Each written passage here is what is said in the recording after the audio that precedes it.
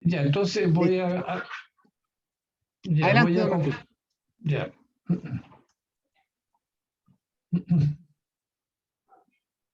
No, ya estamos listos para partir la grabación. Ya. Estoy compartiendo pantalla.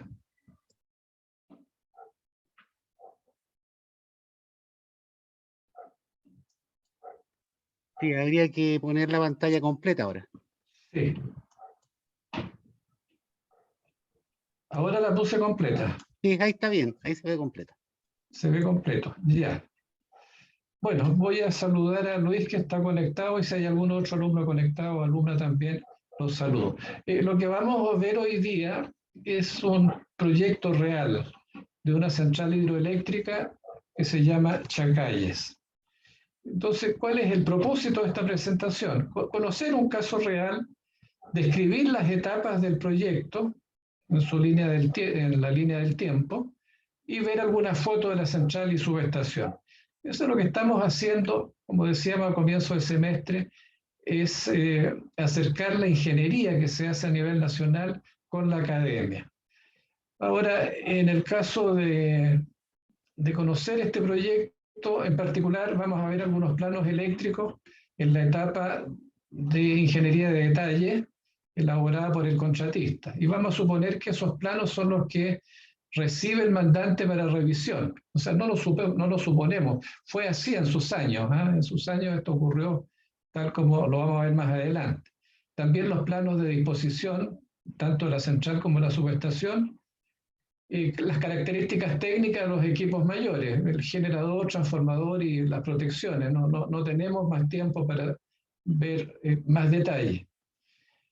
Y en la descripción de la etapa del proyecto vamos a ver cómo fue la distribución, digamos, de los trabajos.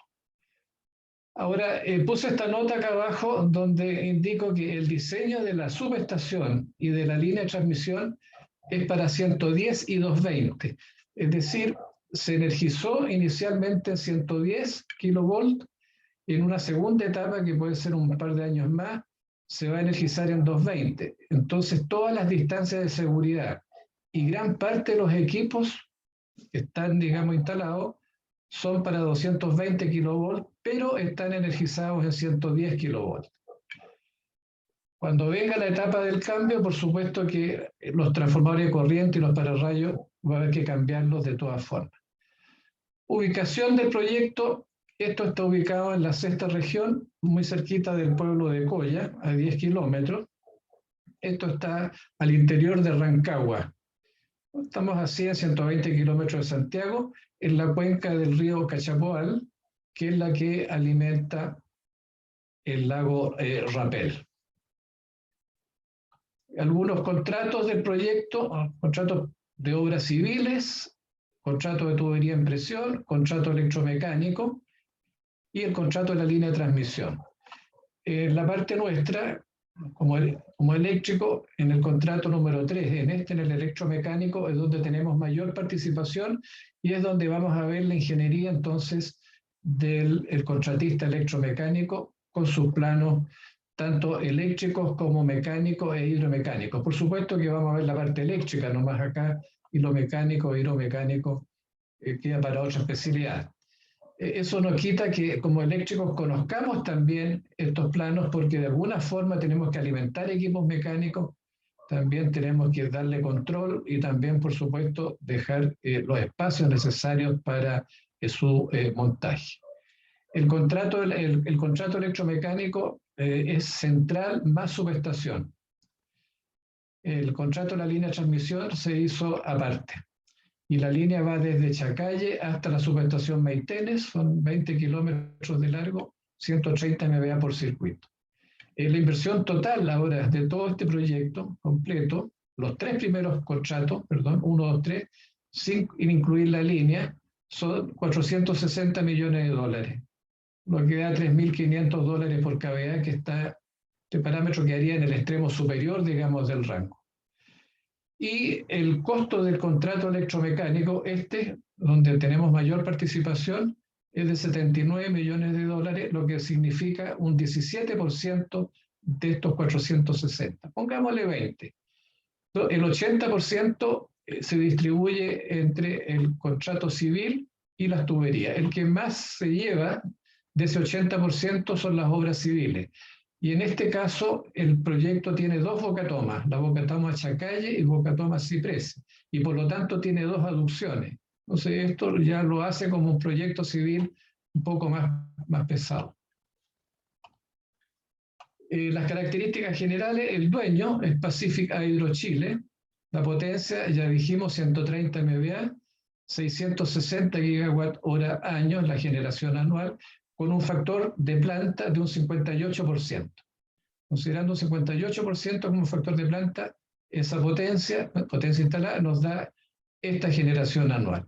Y se le suministra energía principalmente a la minera El Teniente, en Rancagua, y otros consumidores que están ahí en la zona. Y presenta una disminución de gases invernaderos, esto es una central de pasada, de 260 toneladas año, y está por lo tanto autorizado el propietario Pacific Hydro para vender los bonos de carbono correspondientes a estas 260.000 toneladas año y tener ingresos por ese concepto. El año de puesta en servicio de esta central fue el año 2011. Bueno, aquí está entonces la línea del tiempo y las etapas. El inicio de esto fue al comienzo de los años 2002-2001, termina el 2011, y el pic del trabajo yo diría que se produjo más o menos en esta zona. Una vez que concluyó el proceso de licitación, se firmó contrato, viene toda esta parte de ingeniería de detalle y después, por supuesto, todo lo que es el montaje y pruebas de puesta en servicio. Los documentos que voy a mostrar más adelante como ejemplo real de esto están justamente en esta etapa. Son documentos que elaboró el contratista en esta etapa y se los entrega entonces al mandante para su revisión. Acá abajo puse en forma muy esquemática una línea del tiempo del contrato civil, entiéndase Casa de Máquinas, se firmó un poquito antes del 2005, por acá el 2004, y la Casa de Máquinas, la obra gruesa civil de Casa de Máquinas se terminó el año 2009, justo cuando ya estábamos haciendo el montaje de los equipos electromecánicos. O sea, aquí se coordinó muy bien la parte civil con la parte electromecánica. Habría sido bueno haber puesto los otros contratos acá para haber coordinado las líneas de tiempo, pero por razones de tiempo y espacio no lo hice, pero es para que tengan el concepto. Este es un plano unilineal donde se muestra, este es el plano unilineal del Sistema Eléctrico Nacional, una parte, por supuesto, donde se muestra acá la central Chacalle, se muestra acá la subestación Maitene, porque Chacalles se alimenta a esta subestación Maitene, que hay un equipo GIS, y de esta subestación se alimenta la minera del Teniente y también otros consumos hacia el lado de Rancagua. Y hay una centralita chica acá, esta que está acá, que es la central Coya, que está en serie hidráulica con Chacalle, es decir, todas las aguas generadas por Chacalle pasan a Coya, y esta es una central muy antigua, de los años 1935, pero está en perfecta operación. Esta es la línea entonces que va desde Chacalles hasta la subestación Maitene y están energizadas en 110 kilovolts. El color naranja significa 110 kilovolts. Y una vez que se pase a 220 kilovolts, estas líneas quedarán entonces dibujadas en color verde. Bueno, aquí vamos a llegar entonces a ver algunos planos del contratista que en su fecha se fueron entregados para revisión. Este es un diagrama general de la central Chacalle y de la subestación. Aquí arriba se muestra la subestación. Esta subestación es de 110 y 220. Pero repito, está energizada en 110, pero las distancias de seguridad y gran parte de los equipos son de 220. Interruptores, desconectadores, las barras, etc.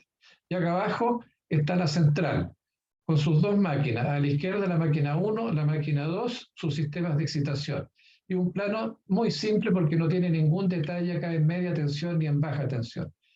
Y cabe señalar que todos los planos tienen su viñeta y también tienen su recuadro de modificaciones, porque este Estos planos iban en revisión y se iban cada vez actualizando. Bueno, aquí está ya el plano unilineal completo de la central, máquina 1, máquina 2. Aquí está la salida de la máquina 1 hacia el transformador de poder, el interruptor de máquina, perdón, interruptor de poder, el transformador de poder y finalmente hacia la subestación. Eso mismo se repite con la máquina 2. Acá aguas arriba de este interruptor está la salida para alimentar el transformador de servicios auxiliares 1 y en esta otra máquina el transformador de servicios auxiliares número 2, que lo vamos a ver en la diapositiva siguiente.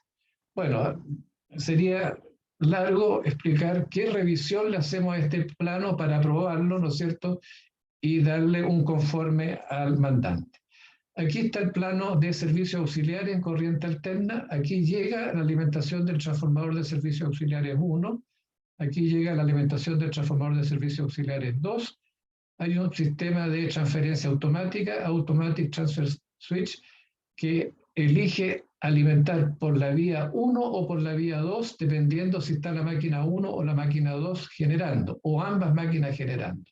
Observen que todas las alimentaciones a los servicios auxiliares, en este caso el CCM Fuerza Unidad 1, el CCM Centro Control de Motores Fuerza Unidad 2, todos tienen una doble alimentación. Es decir, si falla esta vía, que la marqué con azul, que viene de la máquina 2, automáticamente se transfiere a la máquina 1 y queda alimentada por esta línea que está con rojo. Y eso se repite en todos los servicios auxiliares y en todos los CCM.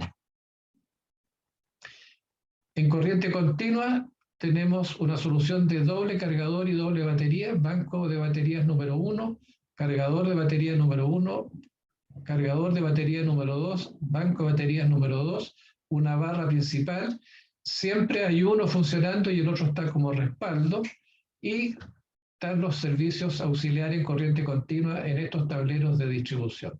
Y aquí abajo tenemos la barra segura de 125 volt corriente continua, ya sea alimentada de la batería 2 o ya sea alimentada de la batería 1. Este es el plano de protecciones que los vamos a ver con más detalle más adelante, pero recordar que las protecciones son relés tipo multifunción, digitales y programables. Son estas cajitas, estos cuadraditos que se ven acá. Subestación, todas las protecciones de la subestación y las protecciones de la central. Estas protecciones tienen que conversar, por supuesto, con las de la central. Un plano unilineal de la bocatoma Chacalle. Sabemos que hay dos bocatomas, una es Chacalle, la otra es Ciprese.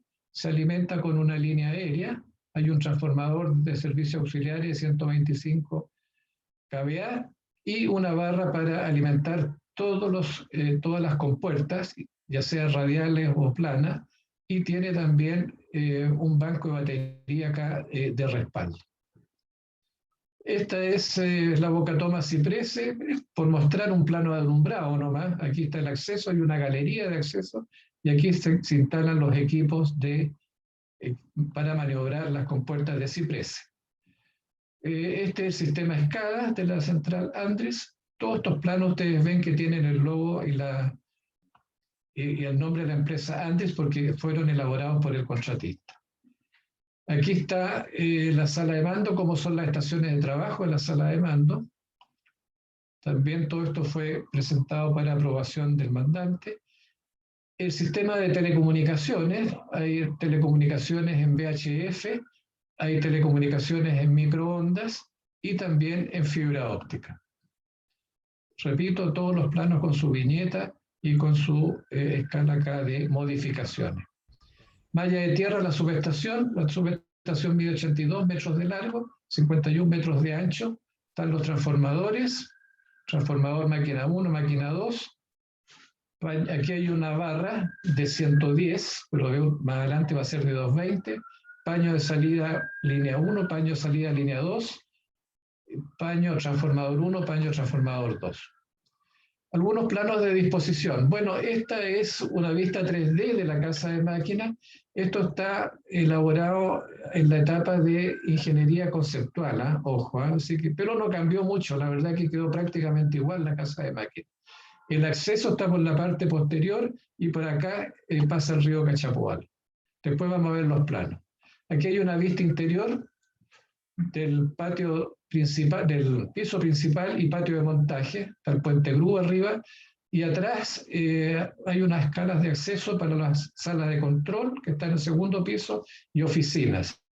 Y vamos a ver después los planos de disposición respectiva. Aquí hay una vista en planta entonces de la casa de máquinas, viene la tubería en presión, máquina 1, máquina 2 y la descarga hacia el río Cachapoal que pasa acá abajo, y la subestación que está pegadita a la casa de máquinas.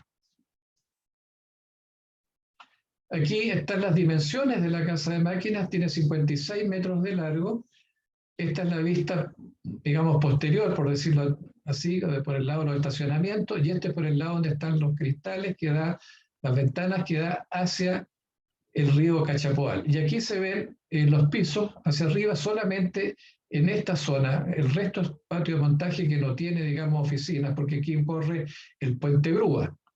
Y aquí hay una vista en corte donde está el segundo piso y tercer piso con una altura de 11 metros y un ancho de 19. Después vamos a ver que hacia abajo hay 16 metros de excavación con 4 pisos hacia abajo. Esto es una vista, un corte longitudinal, máquina 1, máquina 2. Aquí está el piso principal donde están los transformadores y hacia allá sigue la subestación. Esta es la parte posterior.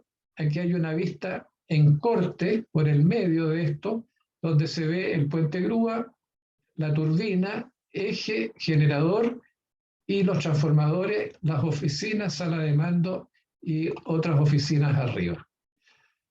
Este plano tal vez el que ilustra mejor la disposición de los equipos. En esta vista en corte vemos 4 pisos. El primer piso está en la cota 934, que es el piso principal, y queda solamente el domo del generador afuera, se ve el puente grúa y la casa de máquina. Los transformadores quedan acá. Después viene en la cota 927, un poquito más abajo, está el piso generadores. En la cota 924, un poquito más abajo, está la turbina. Y en la cota 921 están los difusores y, y piso para cambio de rodete. Hacia abajo, como digo, son fácilmente 16, 18 metros en total. O sea, si le sumamos los 11 más estos 18, estamos hablando de 30, 32 metros en total la obra civil.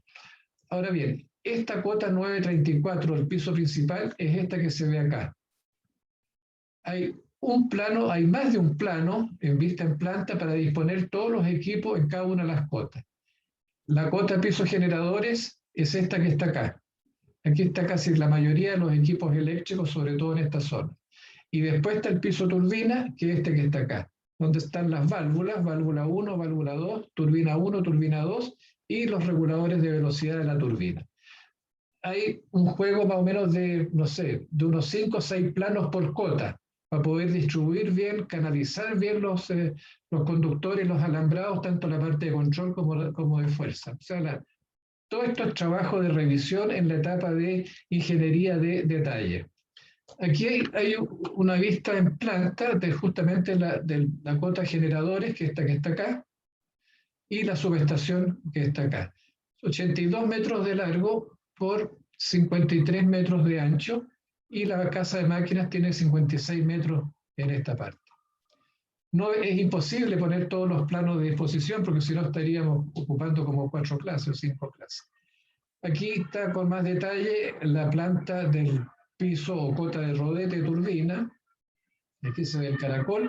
Estamos en este piso, donde está esta raya roja. En ese corte de acá corresponde a esta vista, con la tubería en presión y la bifurcación de la tubería para la máquina 1 y para la máquina 2. Es el mismo plano anterior, pero en color. Aquí se ve un poquito más claro dónde están las válvulas, dónde están las turbinas y dónde está la tubería en presión. Y aquí hay toda una nomenclatura para poder entender todo lo que va instalado en esta cota. Y por último, una vista también longitudinal donde se ve el piso turbina con su caracol y su rodete y los generadores. Toda esta zona que está con gris acá, esta parte de acá abajo, es el macizo de fundación de las turbinas, un macizo de hormigón. En el primer hormigonado de esta parte le corresponde el contrato civil y el segundo hormigonado, cuando ya llega el electromecánico con la turbina, se hacen los segundos hormigonados en esta zona. Todo eso tiene que estar debidamente coordinado, por supuesto, en el programa maestro. Ahí se ve el puente grúa con todo el piso de montaje para poder instalar entonces tanto las piezas de turbina primero abajo y las piezas del generador y rotor acá arriba. Esta es una vista muy simple de la sala de mando, con 18 metros de largo por 10 de ancho, una vista en 3D. Todo esto también para revisión del mandante y ver la ubicación óptima de los equipos que van en la sala de mando. Aquí hay una vista 3D de los ductos de barra. Los ductos de barra permiten conectar el generador que está abajo, aquí están las 3 fases, con el transformador de poder que está acá arriba. Una vista en corte de estos ductos se muestra acá abajo. Fase 1, fase 2, fase 3. Estos son para 13,8 kilovolts, son barras aisladas con sus aisladores ahí y están segregadas. Aquí va una lámina que es aislante, que separa el cubículo de la fase 1 con el cubículo de la fase 2 y con el cubículo de la fase 3. O sea, es prácticamente imposible que haya un cortocircuito entre fases aquí internamente porque están estas placas acá aislantes. Una vista de las mallas de tierra, lo que está con rojo, malla de tierra de la casa de máquinas, esto es casa de máquinas, y lo que está como en azul es la malla de tierra de la subestación. Y aquí se observa que tanto la malla de la central está interconectada con la malla de la subestación. La disposición de los equipos ahora en Boca Toma, esta es la sala eléctrica de Boca Toma, está el detalle de todos los equipos que van. Aquí está el grupo de emergencia que se instala afuera por razones de ruido y por razones de contaminación. Todo esto también, repito, para revisión del mandante. Aquí hay un ejemplo de un informe de revisión que se hizo para el manual de diseño de la central. Está el nombre de los participantes y por ahí aparezco yo. No sé si lo alcanzan a leer. Y la fecha, estamos hablando, fíjense bien, del año 2009, que coincide justamente con la línea del tiempo cuando les mostraba yo que era la etapa de ingeniería de detalle. Aquí hay un índice de todo el trabajo que se hizo. Este otro documento es una revisión de la secuencia de fase desde el generador hasta el transformador de poder. El generador rota en sentido contrario a los punteros del reloj y es secuencia positiva, así que primero pasa L1, después pasa L2 y después pasa L3. Eso hay que chequearlo y tiene que llegar a H1, H2 y H3 del transformador para que todo quede en secuencia positiva y la alimentación entonces llegue también en secuencia positiva hacia la subestación. Aquí se ve el diagrama, ¿cómo se llama? Vectorial de la fasorial, perdón, línea 1, línea 2 y línea 3, o sea, fase línea 1, fase línea 2, fase línea 3, que rota en sentido contrario y pasa primero L1, pasa después L2 y pasa L3. En más de algún proyecto ha ocurrido que la turbina giró para el otro lado y quedó todo en contrasecuencia. Imagínense la catástrofe que ocurrió. Este es un plano de diseño de apriete del núcleo del estator. Este es el núcleo que está en un plano horizontal, pero obviamente va en un plano vertical acá. Y el apriete lo da un perno pasado, que se ve acá. Esos pernos pasados, si uno los ve en esta vista tridimensional, son estos puntitos que están acá.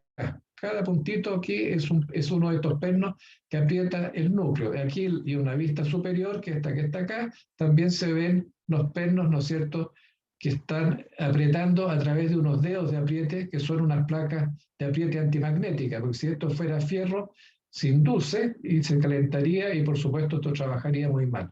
La presión de apriete que da este perno son 10 newton por milímetro cuadrado.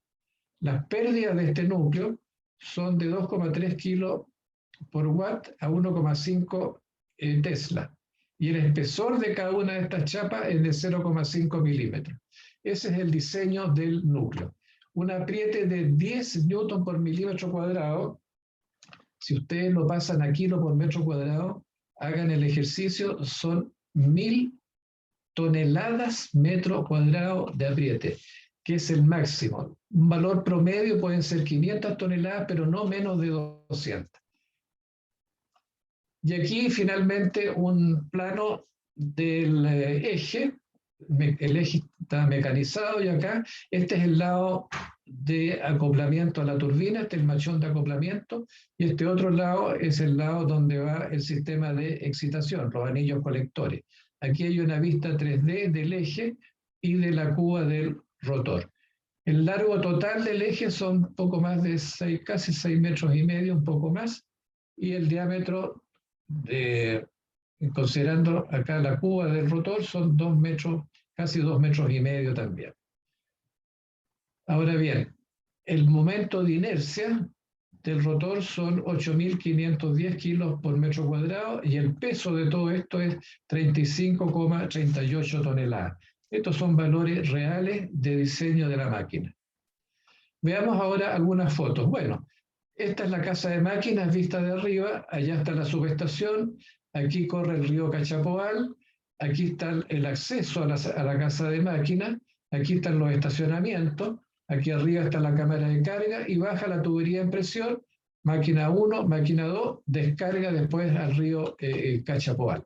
Recuerden que esta subestación, repito, es de 110 y 220 kilovolts. Está energizada en 110, pero tiene capacidad de distancias de seguridad, etcétera, para subir fácilmente a 220 kilovolts. Esta es la vista de los estacionamientos de la casa de máquinas. Por el otro lado son vidrieras con vista al río Cachapoal. Esta es una vista interior del piso principal y piso de montaje. Aquí se alcanza a ver el domo de la máquina 2, que lo puse acá con una foto un poquito más grande, este que está acá. Y en el segundo piso, aquí se sube, se llega a la sala de mando y a las oficinas. Y acá abajo, hacia abajo, está digamos, el piso de turbina con el eje de la turbina y los servosistemas, los óleos hidráulicos, los HPU, que se llaman Hydraulic Power Unit, para el regulador de velocidad y operación de la válvula de seguridad.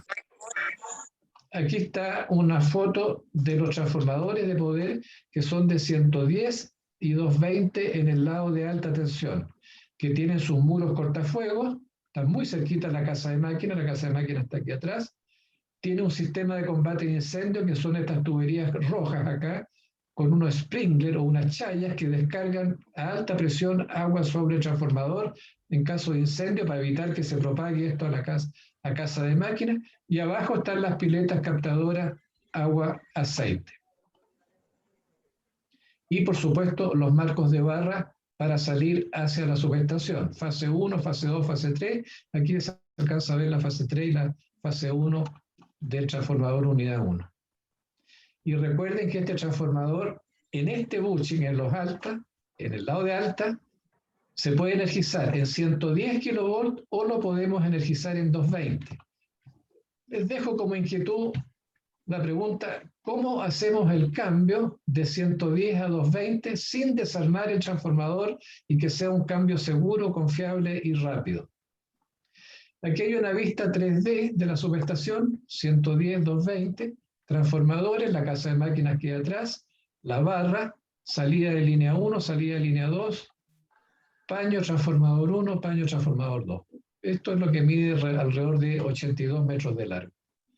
Bien, algunas características técnicas de los equipos eléctricos mayores. Vamos a ver los generadores, algo de transformador, el sistema de excitación y protecciones. No tenemos tiempo para ver otras cosas.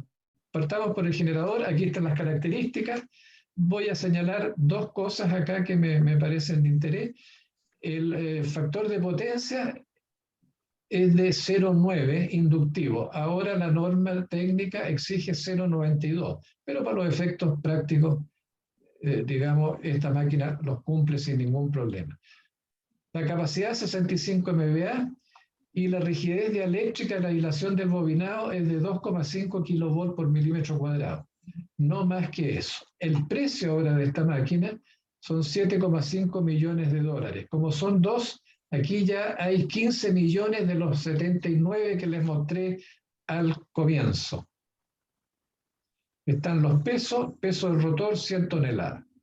Tensión de excitación 125 volt corriente continua. Este es un plano de diseño del generador. Lo que nosotros en los planos unilineales dibujamos con un circulito y una línea de salida y le ponemos generador, es todo esto que está acá. Es una máquina, ¿no es cierto?, que está pesando 150 toneladas, es una máquina que tiene 8 metros de diámetro por unos 10 metros, por unos 7 metros de alto. O sea que este simbolito que se ve tan inocente en la práctica es algo como esto. A eso es lo que quiero señalar. Y para esto hay que tener conocimiento un poco de máquinas, que, en fin, el recurso de máquinas eso uno lo ve, y por supuesto también entregado por el contratista para revisión del mandante. Aquí hay unos cálculos, mostré los cálculos que tienen que ver sobre los esfuerzos en las bases, hablemos así, de la araña, del estator, donde va el descanso de empuje, donde se soporta todo el peso del rotor, más el empuje hidráulico de la turbina. Aquí hay cálculos de temperatura del marco estator, y aquí hay cálculos de cómo se distribuye los esfuerzos en el marco del estator debido a los cambios de temperatura.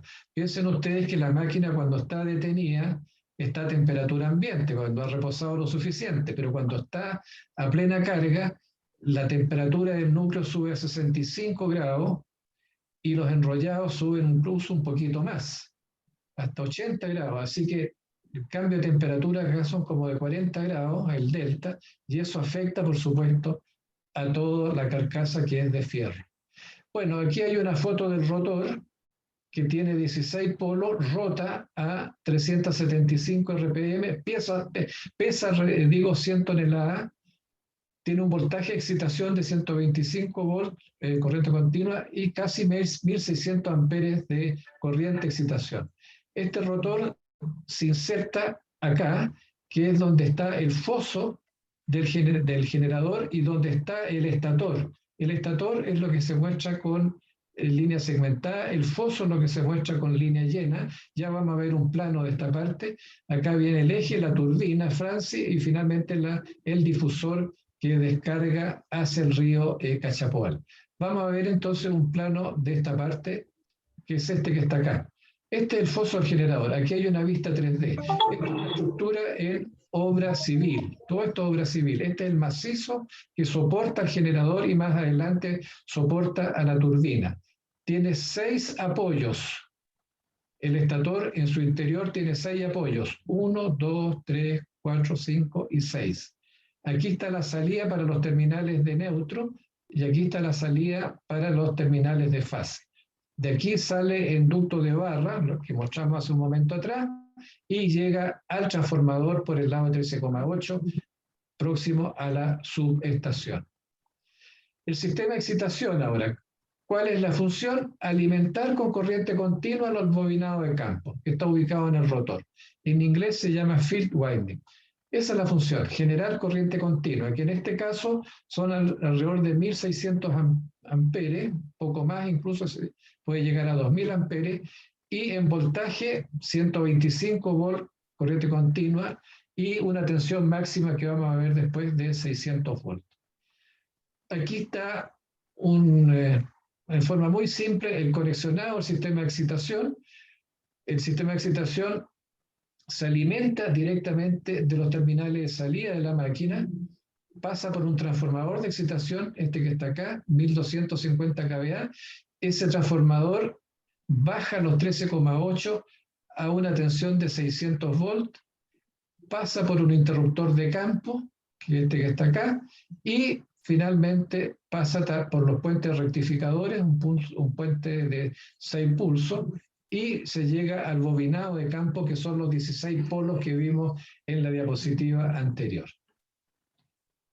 Ahora vamos a ver el sistema de excitación, cómo son las celdas del sistema de excitación.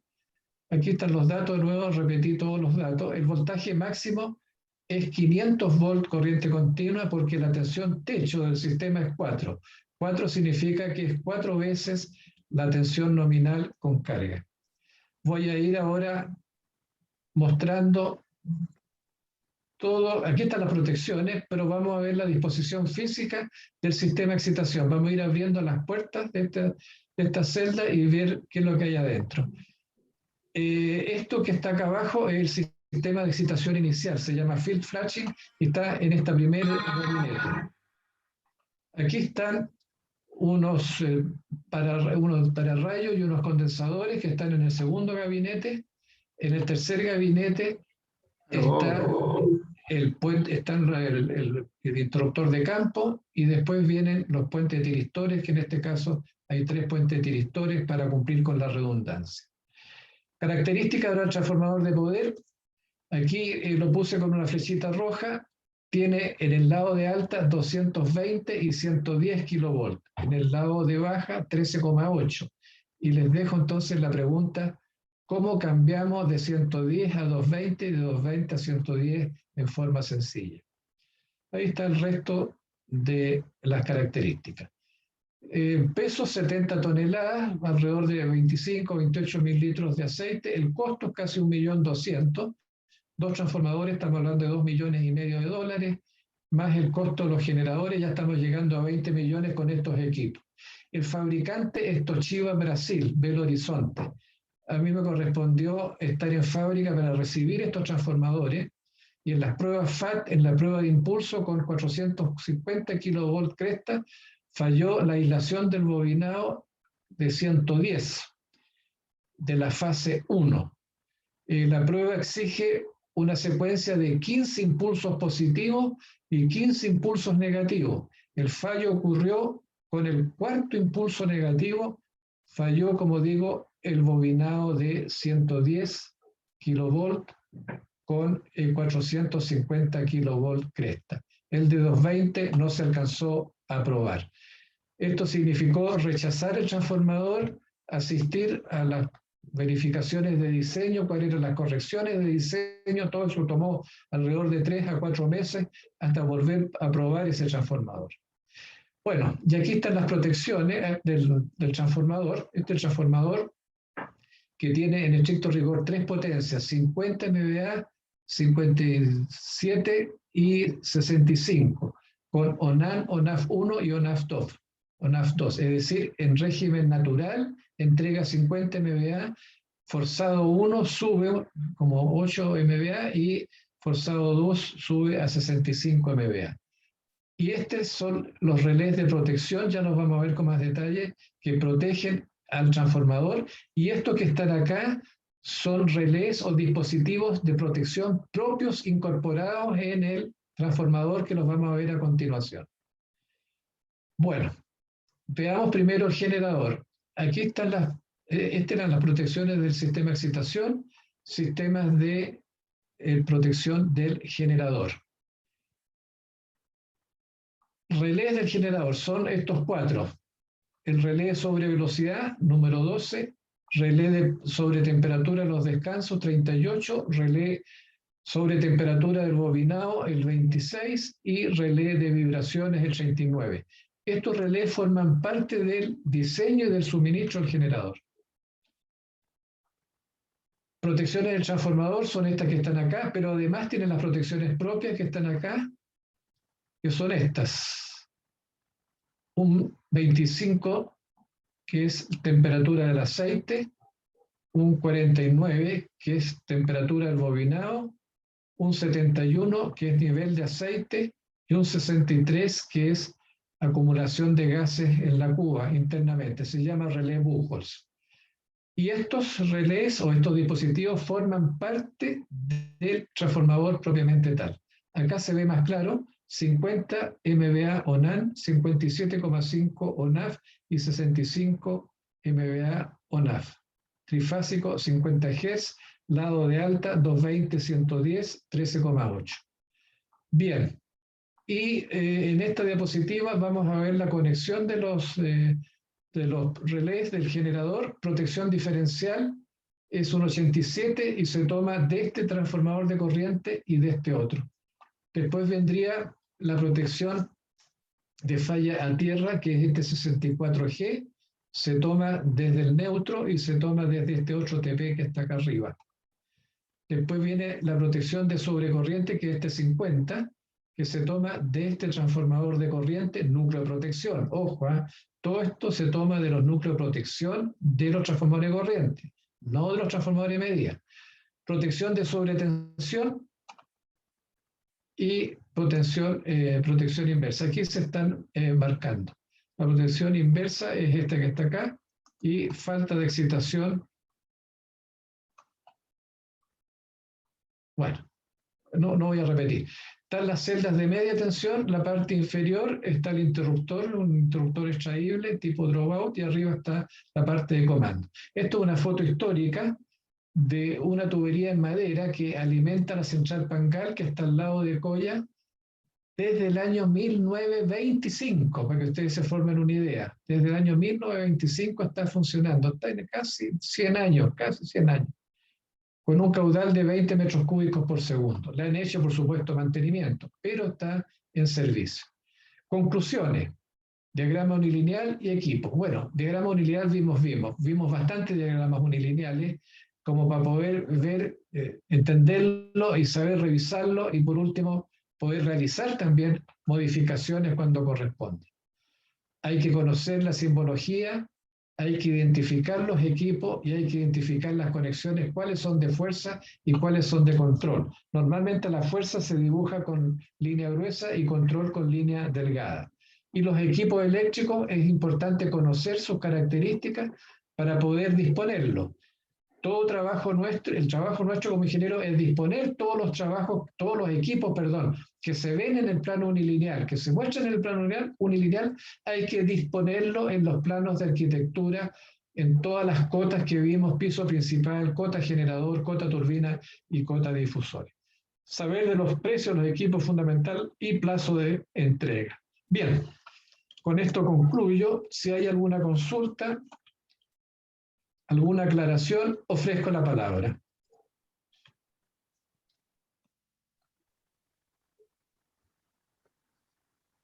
Parece que no hay consultas, Oriol. No hay consulta. Hay pocos alumnos, y hay 4 alumnos. Hay 4 alumnos. Ya, voy a dejar de compartir entonces. Perfecto. Bien, buenas tardes a todos. A mí me toca hablar de diseño de líneas de alta tensión. Voy a compartir.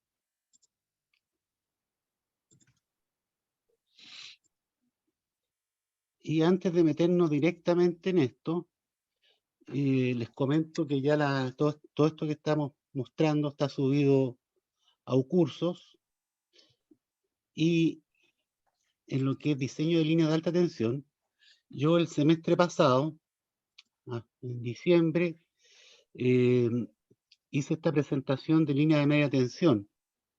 ¿Ya? Aquí igual esta presentación, que hay algunos cálculos y todo eso, cálculos mecánicos y eléctricos, está subido a un curso para refresco de ustedes. Yo voy a hablar del diseño de línea de media tensión, pero además subí otra presentación, que es esta.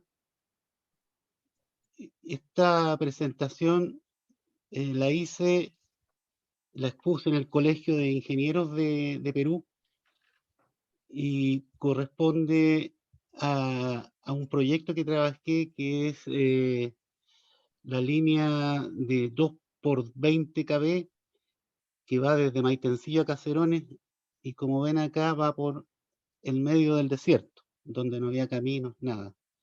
Está explicada con bastante detalle, así que ahí ustedes la pueden revisar.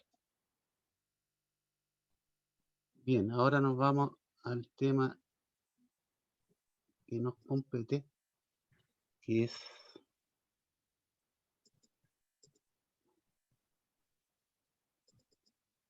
normalmente para hablar del diseño y cálculo de líneas de alta tensión es un tema bastante amplio y en realidad da para todo un curso. A ver si la puedo abrir.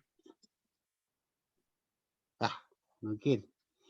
La tenía abierta recién.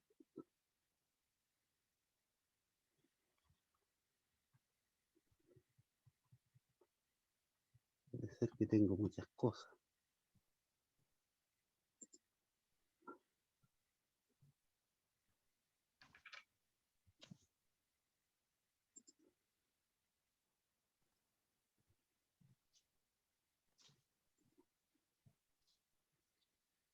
A ver si la puedo abrir ahora.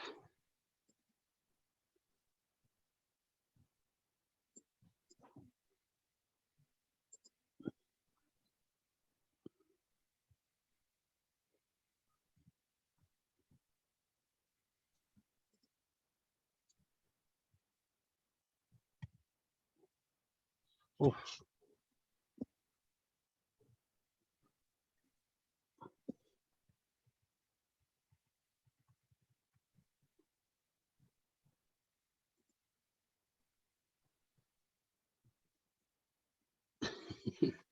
justo la mala suerte.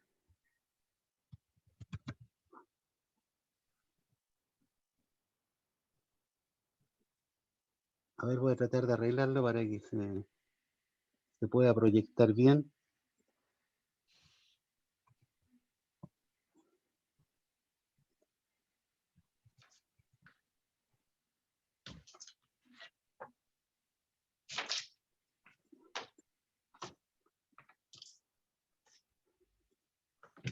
Ya creo que ahí la cerré.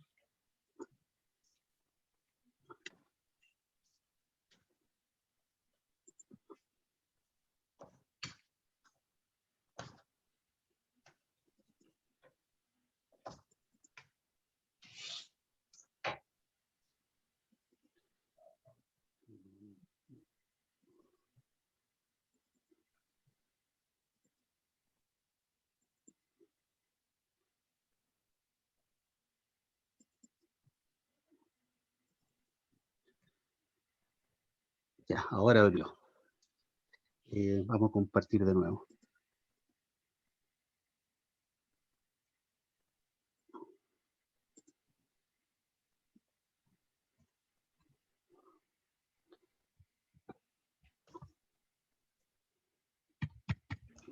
No, no hay caso.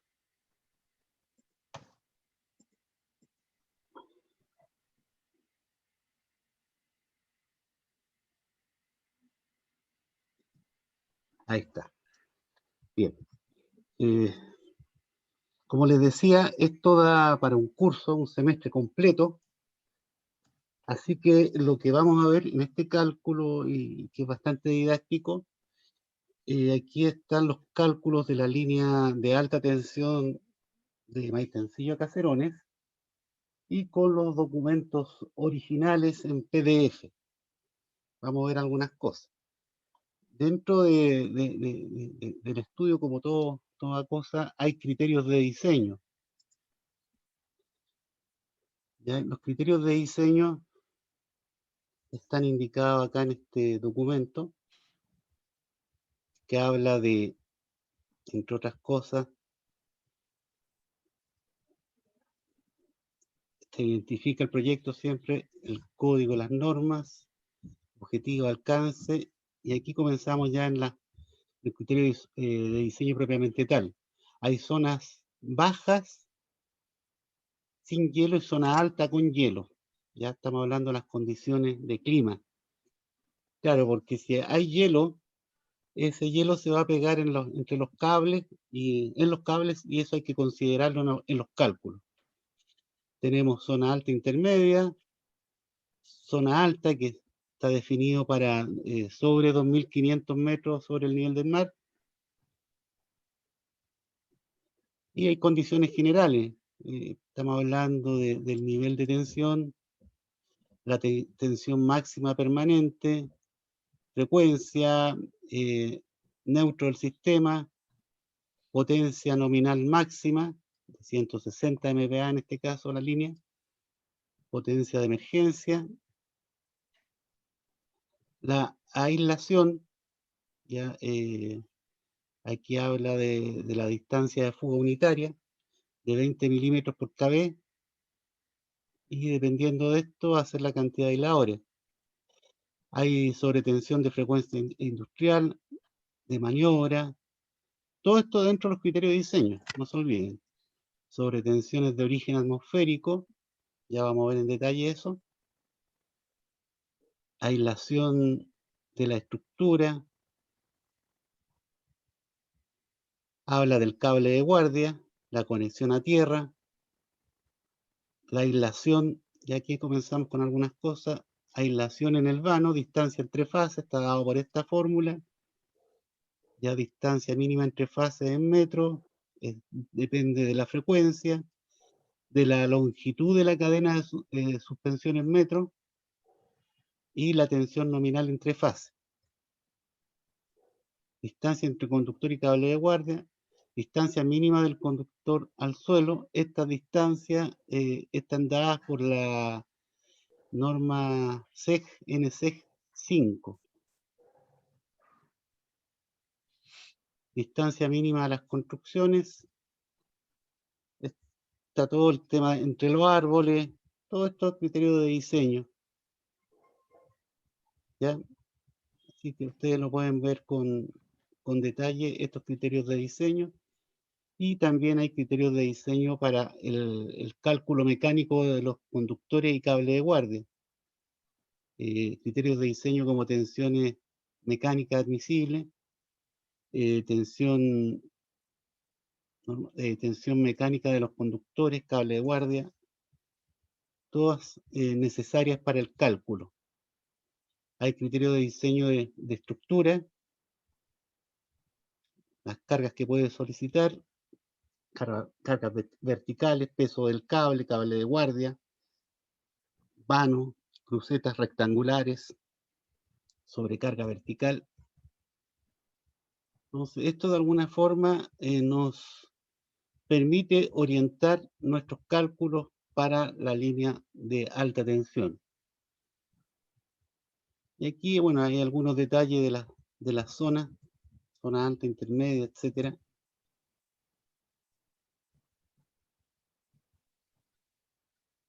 Eso respecto a los criterios de diseño.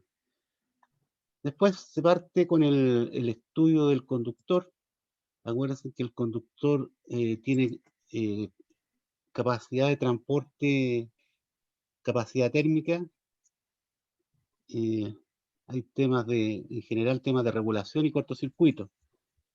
Y aquí, como son cables especiales, porque son de alta tensión, se hace un estudio con los que tengan predeterminados. Mire, aquí la descripción del proyecto, vamos viendo.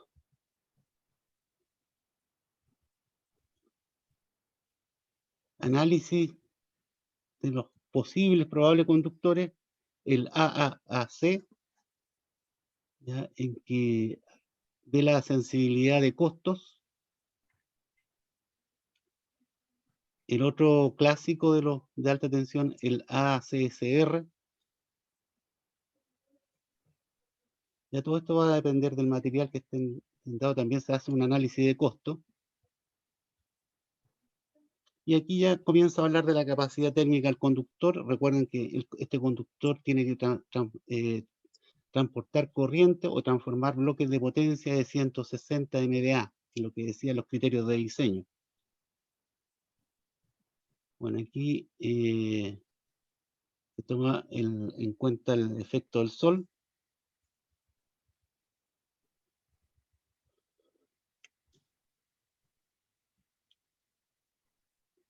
Se calcula el gradiente superficial de los conductores mediante esta ecuación.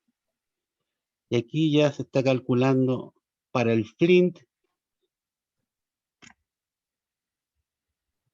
y el Blue Jay, que serían los dos que estarían cumpliendo con los requerimientos por efecto corona. Finalmente, dependiendo de la zona o la altura, se recomienda para un lado Flint y para el otro lado, aquí dice Flint para la zona baja y el Blue Jay para la zona alta. O sea, hay una mezcla de ambos. Esta línea que va entre la subestación Maitencillo y la mina Caserones tiene una longitud de 180 kilómetros y tiene 660 torres. O sea, es una cantidad importante de conductor. Acuérdense que es de 2 por 220, o sea, son 6 conductores, 180 kilómetros. Después hay que calcular, se mencionó antes, la aislación de esta línea de alta tensión, en que prima la distancia de fuga que mencionamos antes de los aisladores. También hay una selección de aisladores y dependiendo de las características va a dar la cadena de aisladores que hay que usar para sustentar la línea de alta tensión. Bueno, aquí se analizan estas solicitaciones: contaminación de aisladores, sobretensiones de frecuencia industrial, sobretensiones de maniobra, con el fin de llegar a una distancia de fuga particular. Hay un cálculo, distancia de fuga mínima unitaria, dependiendo de la altura, 20 milímetros por kb a una altura menor a 1500 metros. Hasta 2500 siguen los 20 milímetros por kb, pero ya sobre 2500 hay 16. ¿Ya?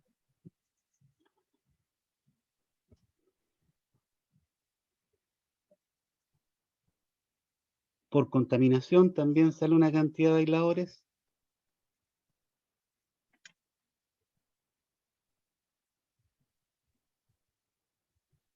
Y hay voltajes críticos para el tipo de aisladores que se selecciona, de tal forma de poder diseñar y poner la cantidad con la cadena de aisladores más o la que corresponde por estos cálculos. Ya pueden ver la memoria en detalle. Aquí hablan el número de aisladores de disco, ¿se fijan?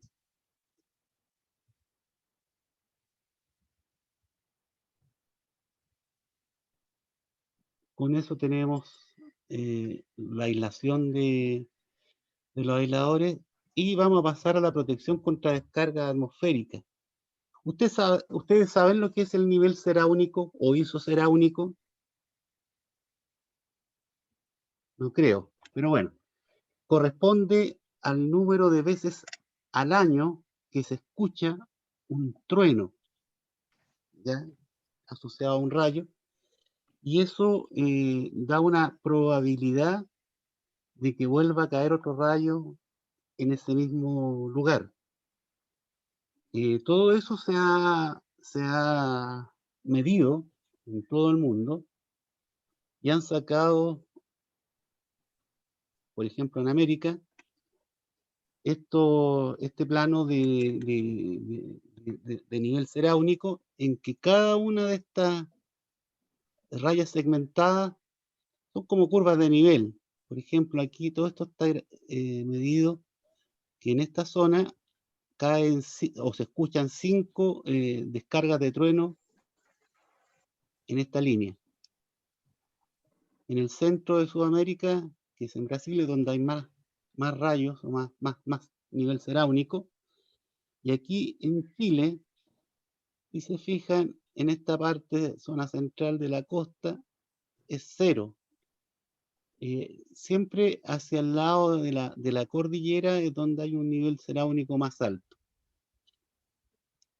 ¿Y esto por qué? Porque dependiendo de ese nivel ceráunico, vamos a hacer una protección, o vamos a considerar una protección contra descarga atmosférica, por ejemplo, de una subestación o de una línea de alta tensión. ¿Qué significa la protección que tendríamos que poner un cable de guardia para proteger las fases que están debajo. Uno o dos cables de guardia, dependiendo del nivel ceráunico.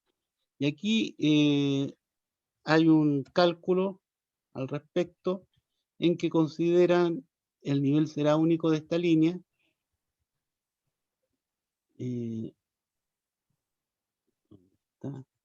Creo que salía 10 o 12.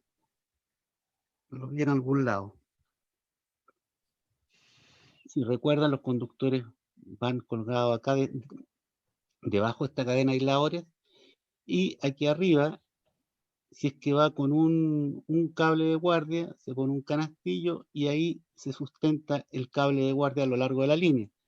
Si es que tiene un nivel muy alto de descarga atmosférica, como es el caso de esta línea en la parte alta, se le pone un canastillo, que es como un triángulo acá, y en los extremos, aquí y acá, va un cable de guardia para proteger la línea contra descargas atmosféricas.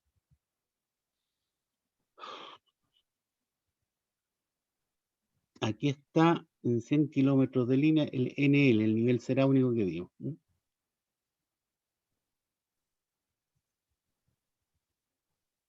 Obviamente que si es cero el nivel ceráunico, como en el caso de la costa, zona central de Chile, no tiene sentido hacer este cálculo.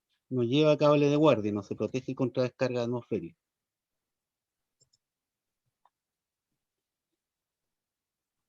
También en el cálculo de una línea, ya no es un cálculo eléctrico propiamente tal, es de mecánica de suelo.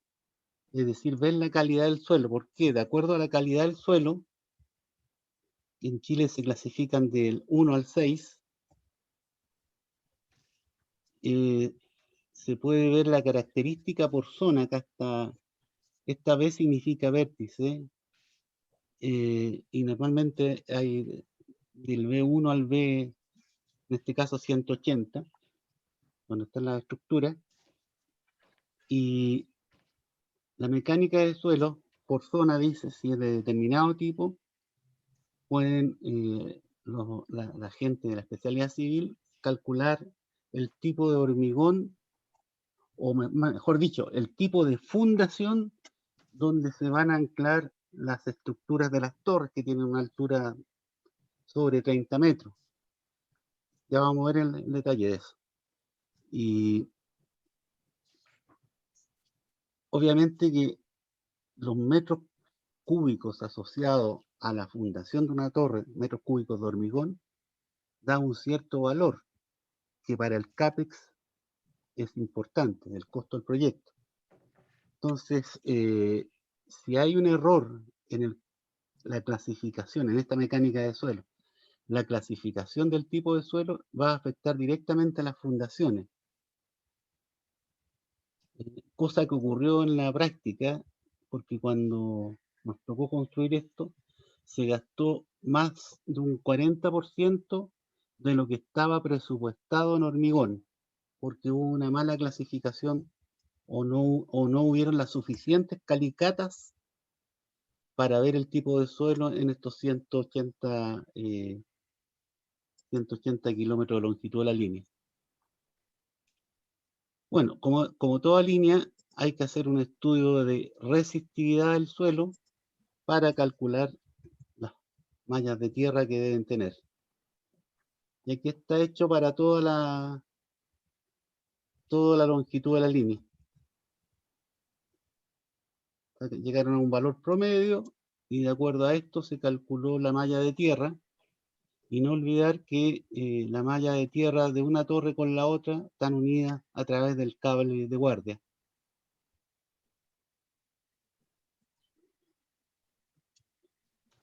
Hay un estudio de amortiguación, también es propio de la línea, sobre todo en esta zona, si hay viento,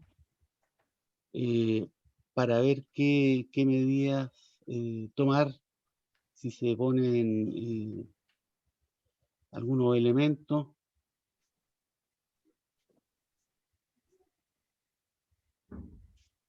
Ya aquí está, para evitar el efecto del viento.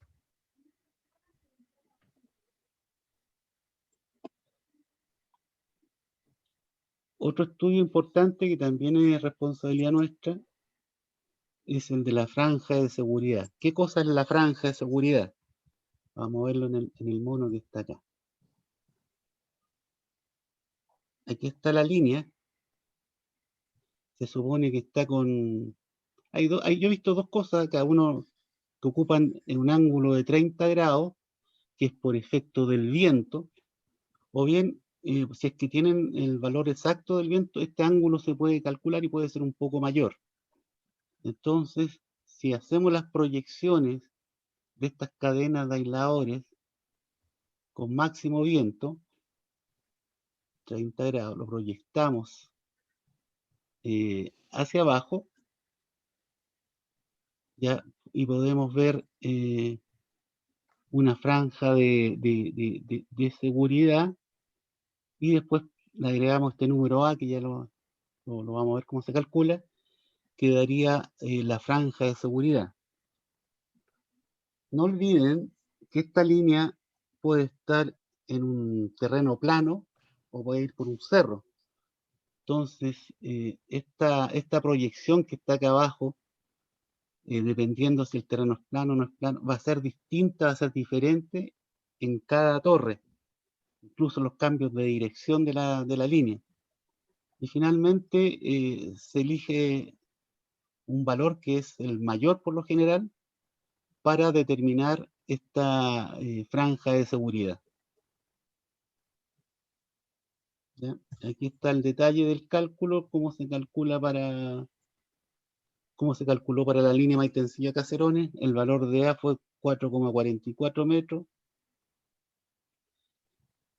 porque con esta franja de servidumbre, con el cálculo de todas estas distancias, que el detalle está acá, no olviden que el dueño de esta línea tiene que pedir servidumbre a la Superintendencia de Electricidad y Combustible, a la SEC.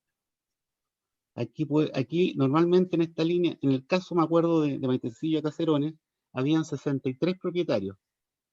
Y un propietario, la ley dice que en teoría no se puede negar a dar esta servidumbre.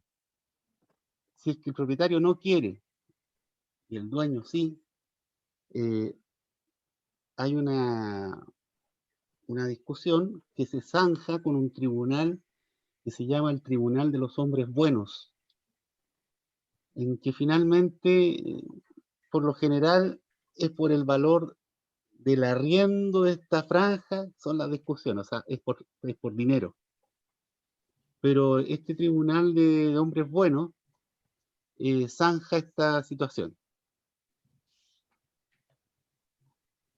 Y no, de acuerdo al dictamen que den ellos, no es apelable.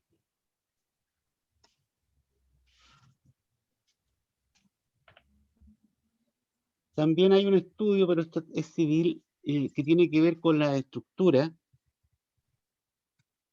en que el terreno, como digo, puede no ser plano, puede estar entre una roca o alguna desnivel, y esto hace que la parte baja de la estructura no sea a la misma altura. Por eso que las patas, de las 4 patas que tiene la torre, hay desniveles que aquí se analizan.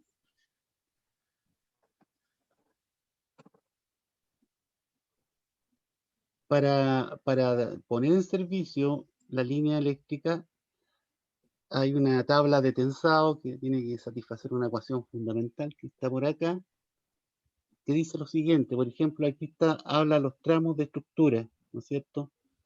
El conductor tiene una tensión, hay unos porcentajes, creo que están por acá, y esa tensión hace que el conductor se dilate. Dependiendo de la temperatura, va a haber mayor o menor dilatación.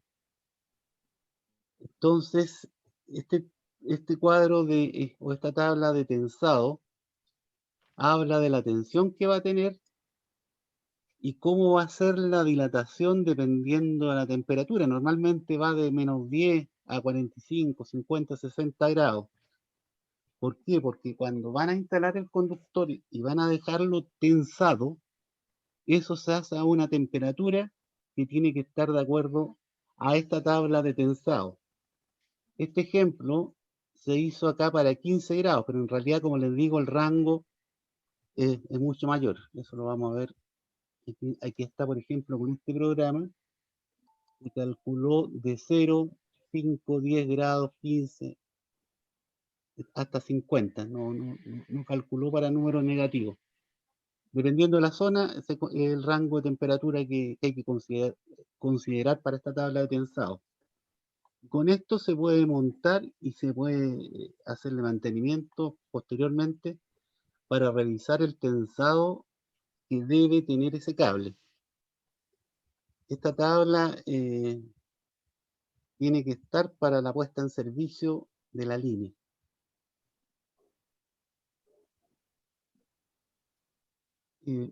Les comento, esto está hecho con un programa. Por lo general hoy día, para el diseño de líneas de alta tensión, se utiliza un programa que se llama el PLS-CAT para líneas de alta tensión. Se puede hacer manual, pero es mucho más tedioso. Y por lo general las empresas están pidiendo hacerlos con programas. Bueno, también hay un estudio, en este caso se me fue. Un estudio de si es que requiere o no requiere reactor la línea, por el tema del factor de potencia. Hay un tema que no menor, que es la memoria descriptiva. Con todo lo anterior, ya vimos, se puede describir en detalle la línea, la estructura, todo lo que va a usar. Y esa memoria descriptiva hay que hacerla. Aquí incluso muestra el trazado de la subestación Maitencillo que está acá, es toda esta línea en rojo, hasta la subestación Caserones. Va por el medio del desierto. Con todas las estructuras. Bueno, se describe el conductor, cable de guardia. Incluso se muestran las estructuras. Seguro que habla de los caminos a distancia. Esta es la planta de una de las estructuras. Aquí están las cuatro se llaman stuf, son unos perfiles metálicos que van enterrados y hormigonados, y el stuf sobresale como hasta unos 50 centímetros, y desde ahí se empieza a tejer la estructura de la línea de alta tensión, en este caso la torre de alta tensión, hacia arriba. El stuf es el que soporta casi todas las solicitaciones mecánicas. La malla de tierra, este es el stuf, este que está acá, ¿ya? La malla de tierra, en este caso, antes se hacía con una malla de tierra propiamente tal, una malla de cobre alrededor de la torre, todo eso. Hoy día ha cambiado, hoy día es una pletina, como la que está mostrada acá, que está soldada al stuf y sobresale 4 o 5 metros para acá a una profundidad de unos 60 centímetros. Y eso, que está para allá, las 4 patas, sería la malla de tierra de esta estructura.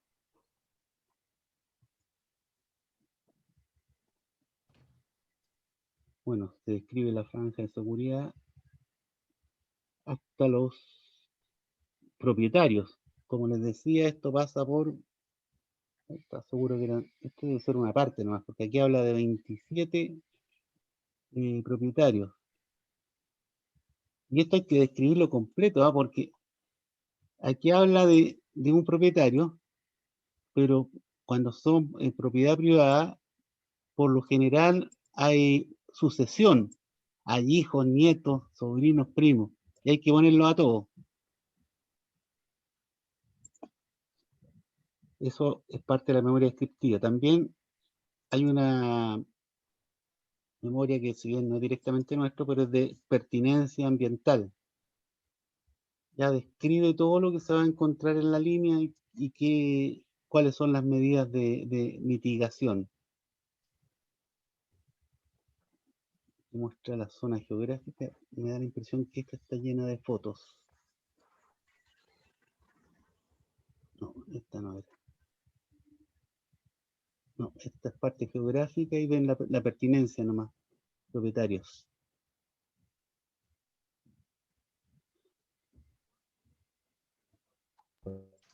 No sé si me escuchan, ¿no?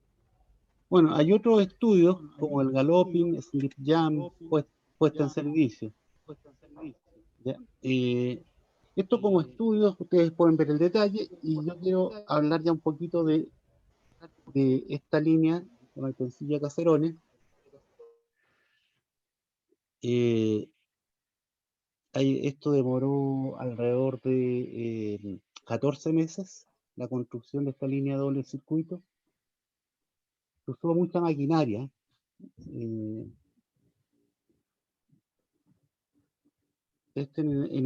la construcción lo primero que se hizo fue a ver el chequeo de la estructura, que estuvieran, o que donde dijo la ingeniería que se iba a construir la estructura o se iba a poner la estructura, no había problema.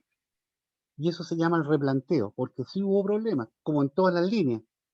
A mí me tocó ir a hacer replanteo de alguna de las estructuras y donde estaba diseñada no se podía construir. Para eso hubo que hacer desvío y otras cosas. Una de las cosas que me ocurrió, me acuerdo que en un par de estructuras que estaban con coordenadas y todo, estaban en medio de las quebradas. Entonces, en el medio de las quebradas, la estructura quedaba en altura. Entonces, es imposible. Hubo que poner más estructura y replantear eso. Bueno, aquí se nota, o sea, si ustedes tienen la torre en medio del agua, escucha. Bueno, para este es un caso hipotético, para el norte no hay ríos. Bueno, aquí habla de la necesidad de alimentar eléctricamente a la mina Caserones. Ya, aquí está la ubicación, aquí está mostrado el trazado.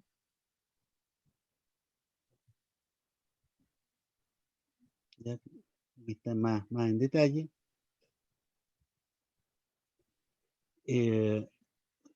Esto es importante, si vieron ustedes por ahí pasa esto por el medio del desierto, y ahí no había camino. Entonces hubo que hacer vías de acceso con harta maquinaria. Salía más conveniente que construir una línea con helicópteros, que otra alternativa. No, aquí se hicieron caminos porque incluso esos caminos quedaron para mantenimiento.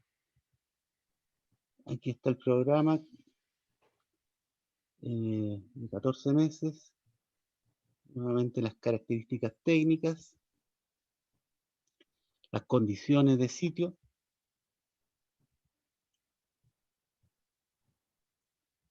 Situación actual, el diagrama unilineal, está chiquitito, pero hagan un esfuerzo en leerlo. Esto sale de aquí arriba, que está la subestación Maitencillo, cerca de Huasco.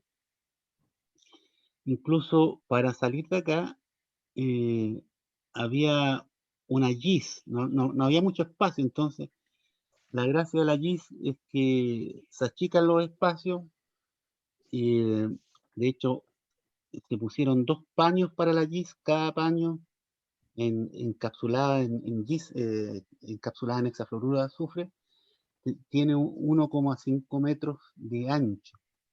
Si fuera en AIS, o sea, empate una cosa común, son más de 15 metros. Entonces, con eso se redujo espacio y salió la línea de doble circuito. Estos son 180 kilómetros de acá hasta la mina Caserones, que es esta que está acá. Hubo un seccionamiento hacia la estación Jorquera. En la subestación Jorquera también se sacó una derivación para alimentación de una parte ahí. Aquí está Jorquera. Se sacó la derivación, está en 220 kV para un consumo de 35 MVA en 23 kV. Aquí está la subestación Caserones para alimentar toda la parte eléctrica que se requiere en la mina para la explotación del cobre y el molibdeno. Aquí hay un esquema en la estructura porque dependiendo de la altura o la bifurcación, la vía sea jorquera, estas estructuras pueden ser dobles. De hecho, en la parte alta se separa en dos la línea, se va doble. Por lo general es un solo tipo de estructura en la parte más baja y puede tener, aquí no lo muestra con detalle, pero puede tener uno o dos cables de guardia.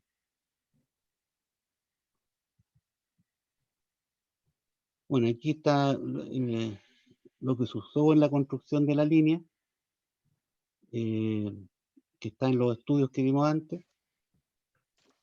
El conductor de aluminio, cable de guardia Alumo-Well, fibra óptica OPGW24 fibra, aisladores de tipo cadena, suspensión y cadena de anclaje, y amortiguadores para el tema del viento. ¿Qué son estos?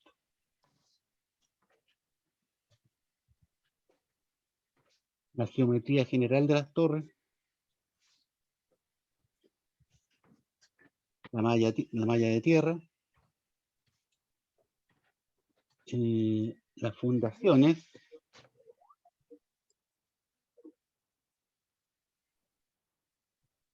el emplantillado. Bueno, en la presentación que pueden ver ustedes después en su casa de la construcción de la línea, muestra las distintas partes de la construcción y habla del emplantillado, que es cómo se hacen las fundaciones, el hoyo, el stub y todas esas cosas, y cómo se teje la estructura. Bueno, los principales, a ver qué más. Aquí está el emplantillado, ok. Después tenemos la distancia mínima entre conductores, la franja de seguridad que está acá indicada, que ya la habíamos conversado. Y los estudios principales asociados, hay de patrimonio cultural, estudio social. Bueno, aquí en el desierto prácticamente no vivía gente, no vive gente más cercana a los pueblos que son de Vallenar, Huasco, ahí hay gente. Y hay comunidades indígenas de los indios Coya, pero son como propietarios ancestrales, en realidad es muy poca gente la que vive ahí, casi nadie. Hay un estudio social,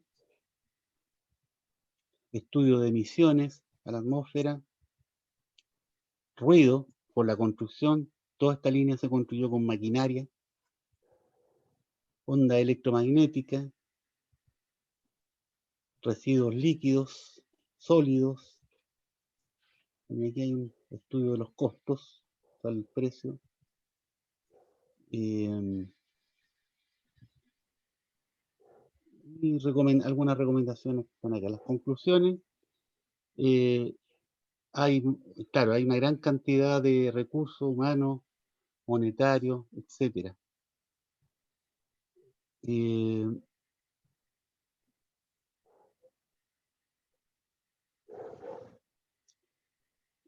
Y básicamente es eso. No sé si hay alguna consulta.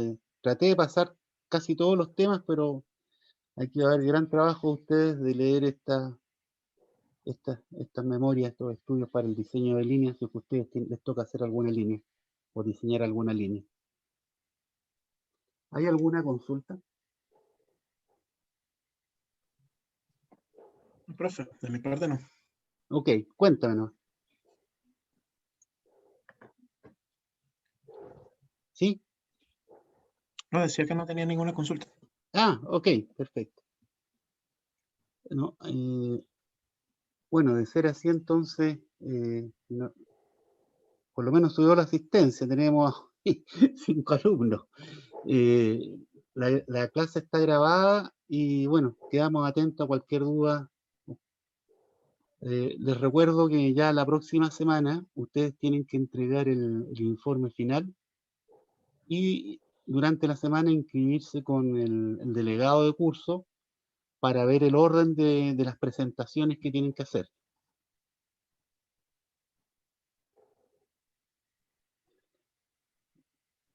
Don Arturo, ¿se me olvidó algo? No, complementando lo que tú dices, no sé si estará Cristian presente, que es el delegado, No, no está. porque no está. Tal vez le podemos mandar un correo a Cristian recordándole entonces que prepare entonces una agenda para el día lunes 14 y otra agenda para el día lunes 21. Y tendrían que ser 3 grupos por lunes, o sea, 3 grupos el día Así es. lunes 14 y 3 grupos el día lunes 21. ¿Eh? Si quieres, se lo puedo mandar yo si tú quieres el correo. Ok, ok, No, no me tengo parece. no tengo comentarios, así que si no hay más preguntas, dejaríamos la clase hasta aquí y estamos terminando justo a la hora. Estamos en la hora, sí, sí, correcto. Ujú. Ya, caballeros, Bien. entonces está todo claro. Y bueno, muchas gracias por la asistencia y dejamos hasta acá la clase. Bien, gracias entonces por la asistencia, me despido, que estén bien y será hasta el próximo lunes para escuchar las presentaciones de ustedes y recibir los informes, los estados de pago y el PowerPoint. Vale, gracias. Gracias. Chao, Gracias. gracias. Chao, chao. Ok, chao, chao. Chao, chao.